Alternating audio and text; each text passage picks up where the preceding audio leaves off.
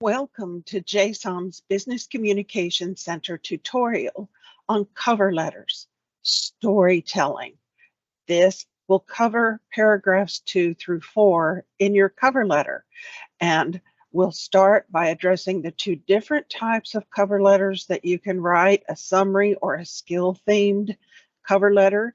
We will discuss the dangers of repeating the resume, how to personalize your cover letter, and we will give you storytelling steps in order to address your skills. We'll discuss what goes in the concluding paragraph, the order and content of all of the paragraphs, and finally, dangers of using job posting language. So if you have not reviewed our tutorial on the first paragraph elements, we encourage you to go to our website and look at that. We'll tell you how to do that at the end of this tutorial. So the first type of cover letter is a summary theme. This is basically a review of what's in the resume, and it's the type of example you will see most frequently on the internet. So our question is, why would we want to write a summary of the resume? Assuming that the reviewer is going to read the resume, then why would they need a summary of it? The resume is already only one page. It is written in brief, concise bullet points. So this seems rather redundant or repetitive.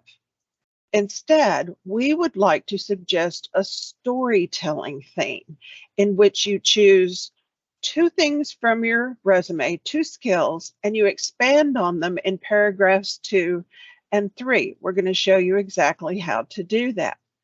First, when you choose your skills, you want to consider the NACE most demanded skills. If you're unfamiliar with this organization, look at our videos on resumes and you'll find out why this organization is important. So these are the skills that employers typically demand the most.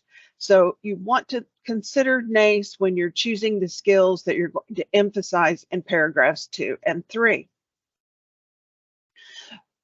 Be careful of repeating your resume. Look at this statement. I developed strong communication skills while working on team projects and committees for a professional organization. This is a summary themed statement. It's lacking the details needed to turn it into a story. It's vague, it's redundant of the resume. It proves nothing about the writer's communication skills. And yet, you will see the same career consultants that agree that we should not repeat our resume will show examples of cover letters with sentences like this. Where did you develop these communication skills? What teams are you talking about? What committee, in what organization? What special challenges did you have to meet, and how did you resolve those challenges? This needs to be much further developed. So here's another example. I was in charge of invoice disputes. What do you want to bet on the resume? There is a bullet point that says reviewed invoice disputes. So this author recommends that you open yourself up and tell of your personal experience. Personalize it. Dewthwaite Wolf, in the article 5 Ways Your Cover Letter Lost You the Job, says say this instead. By resolving invoice disputes, I gained a deep analytical knowledge, but more importantly, I learned how to interact calmly and diplomatically with angry customers. Now here is a story in one sentence. It needs a little further development for a paragraph, for a whole paragraph in your cover letter, but I can see this job candidate on the phone, and I can hear that customer is angry. Maybe they're yelling, maybe they're even cursing at her, but she's cool, calm, and collected, and maybe even gets results getting the company's money back. I know she's got great communication skills. Now that calmly and diplomatically, that's what's going to have to be expanded in a paragraph in the cover letter in order to make it a story. So here are the steps to telling a story. First, name the skill and set the stage. So the skill, you know how to choose the skill. Think about the NACE list. Then you've got to give enough details that the reader knows what you're talking about. So that's answering those who, what, where, when, why, how many types of questions. You may not need to answer all of those, but enough so the reader knows what's going on. Then describe the special challenge. Often our students think that this means just describing the assignment description, but that's not what we mean. It's not what you were supposed to do in this project, what was your deliverable. It's the special challenge you ran into when you were working on this with maybe your team. Did you have a dysfunctional team member? Why? Exactly how did you handle that? How did you get that team member to function well? Were there roadblocks in a project where all of a sudden you, maybe the whole team said, we have no idea what to do at this point? How did you resolve that? Was there a person that you had to deal with that was difficult to communicate with? So step 3 is you're going to explain step by step how you resolved that special challenge. And then step 4, present the result. So here's an example from one of our students' stories. Name the skill and set the stage. Step 1. It was communication skills, he said, that he was going to be emphasizing at UT Dallas Business Analytics class during a team project, and the who was Farsi-speaking fellow students. So the special challenge was that this student's native language was Chinese, and all the rest of his teammates' native language was Farsi. So they often defaulted to their native tongue in team meetings, and he had no idea what was going on. So the way he worked it out, we thought was pretty ingenious. First of all, he asked them to speak English so that they would know that he did not understand. And then he began to research the Farsi language. And as he did this, he found out that there were certain patterns in the language, the structure of the sentences that the students were applying to their English, which was not really an English way of doing things, nor a Chinese way of doing things. But when he learned about that difference in sentence structure, it helped him understand their English better. And the result was that they, first of all, began speaking English more.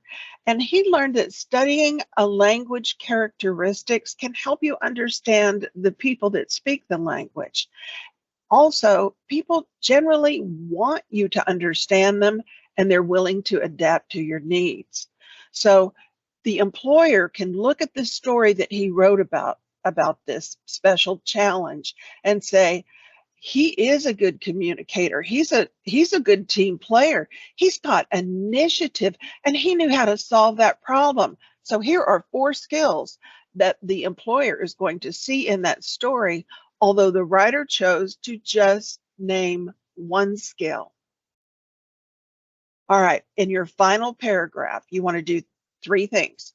First, you want to summarize the main points. That's going to be a simple statement that will say something like the communication and teamwork skills I have learned could be valuable in the position. Then you want to politely ask for the interview. I would love to meet you to discuss. Maybe you want to say to discuss more about the position. If you do say that in your cover letter, be prepared for a phone call or email that asks, what else would you like to know about the position? You've got to do your research to say that. You may prefer to say, I would love to meet you to discuss other skills that I could use to contribute to the position. Be careful about being too prideful in these types of statements. Typically, expressions such as I'm a stellar candidate, I'm the best fit, or rather prideful. And then finally, be sure to thank the reader for their time. If they got to the last paragraph, they read your whole cover letter. So thank them for their time, taking the time to, and then finish that. Okay, this is the order and content for all of your paragraphs. This will help you to stay on track, and it will help you to have a smooth flow of reading. So in paragraph 1, there are 6 elements required. If you want to know more about those elements, you can listen to our video on paragraph 1. Then paragraph 2 and 3 should follow the same type of order. You're going to name the skills, set the stage, describe the special challenge, explain how you worked it out, and give the result. And then paragraph 4, summarize your main points, politely ask for the interview, and thank the reader for their time. So we'd like to just leave you with a final warning about job posting language dangers. You do not want to copy phrases from the job posting. Keywords, yes, but not phrases.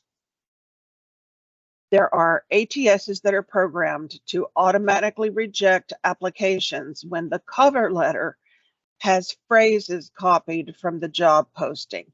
It's boring to the reader, and it tells the reader absolutely nothing about you. They think you're just telling me what I want to hear instead of who you are and what you've done. So choose wisely. And then in your storytelling or your final paragraph, if you need help developing those, make an appointment to see us at bcc.utdallas.edu. Also, be sure to view our other videos on cover letters. Remember, you can also get assistance at the BCC for your resume, LinkedIn page, any written or verbal presentation assignment that you have in class. And if you're not sure even how to get started, we will talk you through that. Finally, we have a specialist for English language learners, so you can schedule an ESL appointment as well. Here, this slide has a little bit more information about cover letters. You may want to pause the video and write these down, but we want to encourage you to get those stories down in paragraphs 2 and 3, develop those skills. Those storytelling skills are going to help you answer interview questions in the long run. Good luck with your cover letter and come see us. Thank you for listening.